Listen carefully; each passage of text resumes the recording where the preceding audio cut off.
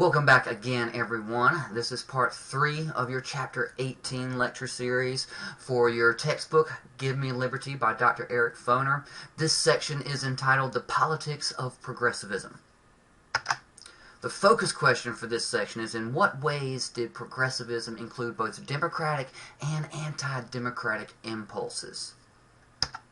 It is important to understand, just like some of the other phenomena that we've been discussing in this chapter, such as industrialization and immigration and the spread of socialism, progressivism too was also a worldwide movement. It was not occurring within some vacuum of American society.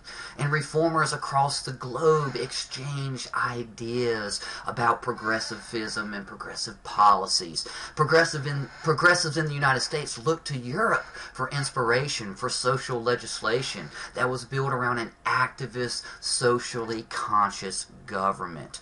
Effective freedom was a new term that was becoming popular in political discourse at the time. And this was a positive concept that represented the power of the government to intervene in public and private life to improve society.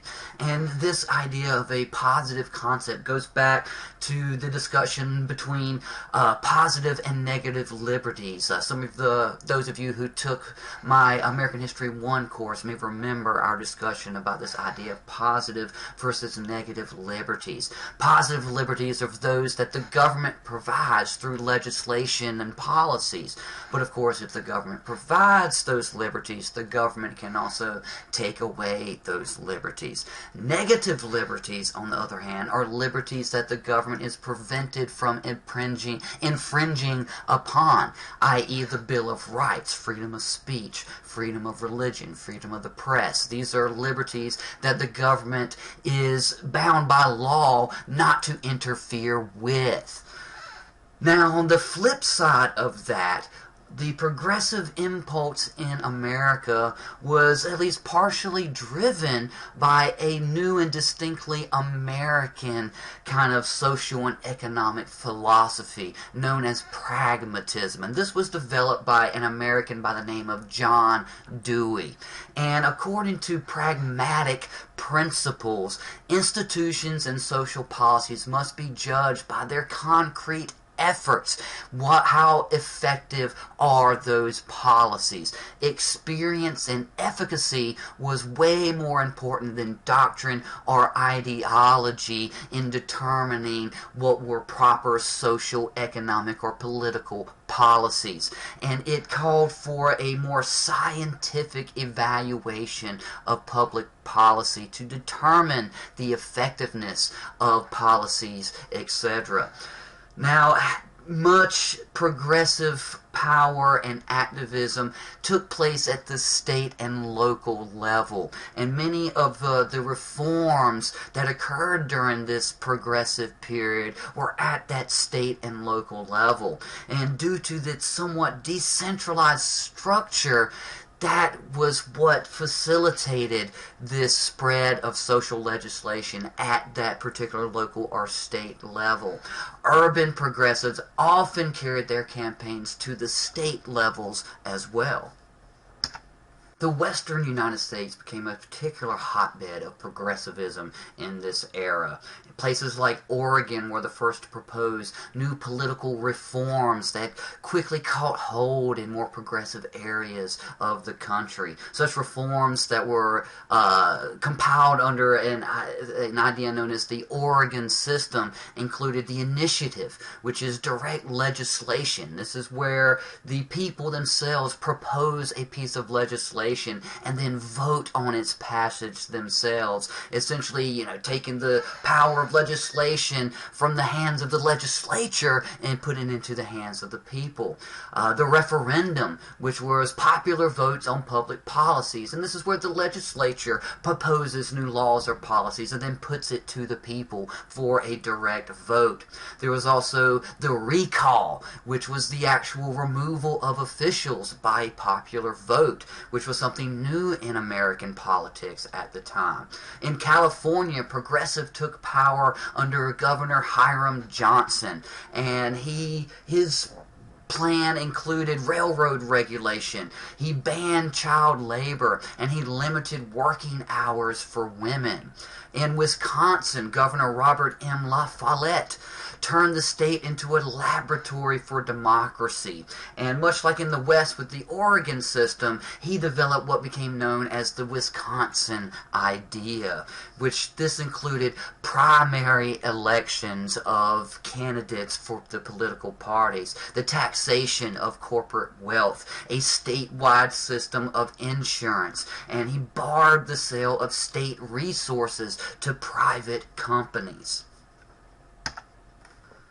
The progressive ideals of political reform in this era hope to reinvigorate democracy and create reforms that would help to foster and create a more united American people. However, many of these progressive reforms were often contradictory to one another. Some were very democratic at their core. Others were essentially anti-democratic at their core. The more democratic efforts included things like the 17th Amendment to the Constitution, which established that the senators would be elected by popular vote. Remember, prior to this, senators were appointed by state legislatures. Other reforms included primary elections, where voters actually decided upon the candidates for each political party, whereas before this, the party machinery itself would select the candidates that it would then present before the electorate. Of course, enfranchising women. Women's suffrage was a big democratic reform that was advocated for in the period. Some of the more anti-democratic reforms that still fell under this progressive banner at the time included disenfranchising blacks in the southern United States. At the state and particularly at the local level, there was a movement to replace elected officials with appointed commissioners or managers that would follow this more principles of scientific management that were pervading industrial America at the time. Other things included voter qualification tests like literacy tests and other regulations like poll taxes that would limit poor and uneducated voters. Many progressives viewed that evaluating voters' fitness was key to democracy, not the absolute numbers of the electorate itself. Now, on the surface, this was about ensuring that the electorate was intelligent enough, informed enough to make responsible and reasonable political decisions. But underneath that, there was still an undercurrent of distinct racism and classism that still pervaded even the most progressive thinkers of the era.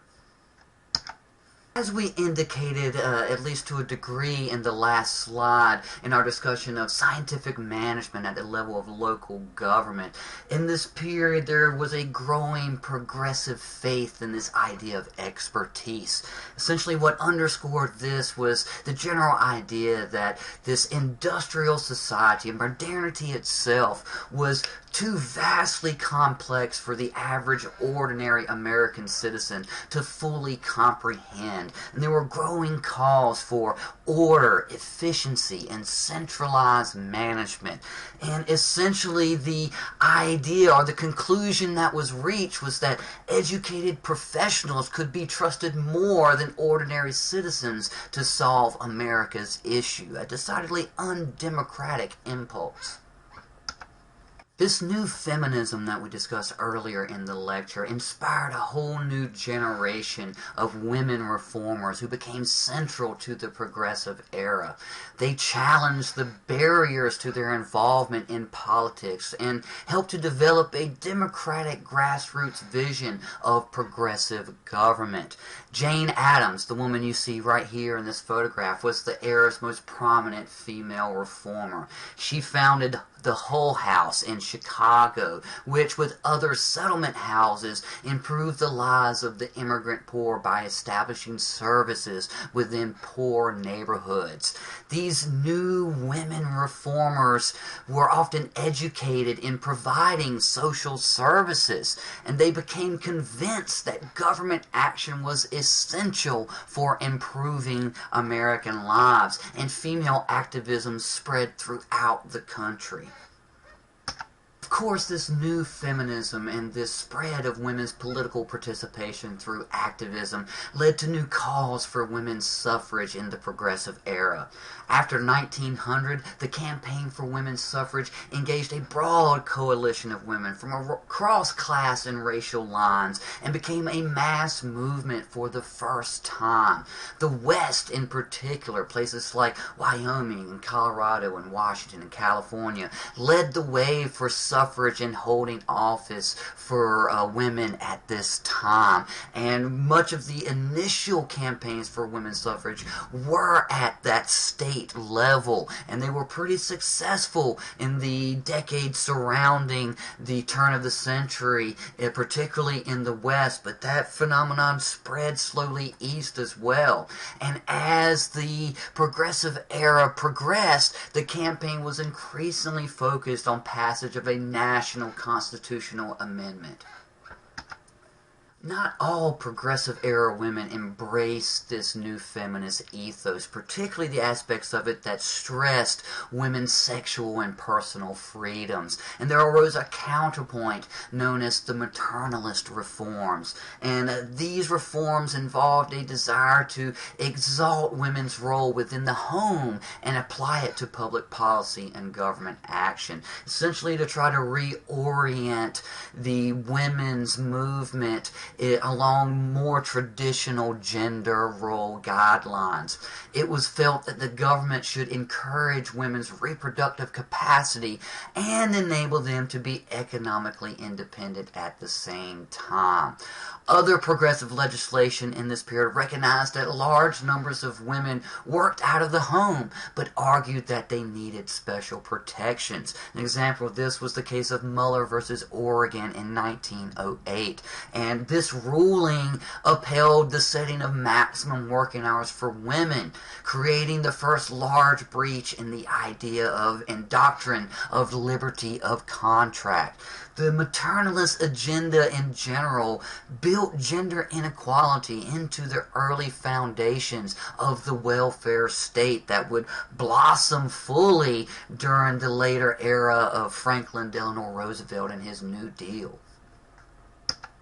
Indeed, the very idea of economic citizenship, which underscored the concept of the welfare state itself, became an increasingly popular progressive notion in this era. And the idea was that universal economic entitlements derived from citizenship itself and were not a special service to groups within the nation based on class or race or whatever other identification could be placed upon them. Workmen's compensation for injuries on the job was the first reform of this type that took place, and this opened the way for broader programs of social insurance that again would fully blossom during the era of Franklin Delano Roosevelt's New Deal.